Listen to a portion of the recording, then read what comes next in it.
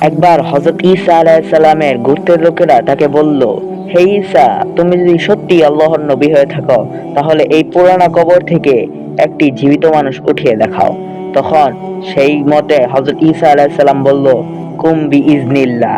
সাথে সাথে একটি বড় ব্যক্তি কাঁপতে কাঁপতে উঠে দাঁড়ালো এবং হযরত ঈসা আলাইহিস সালামকে বলল, হে আল্লাহর নবী, আপনাকে আমার বাবার পক্ষ থেকে সালাম।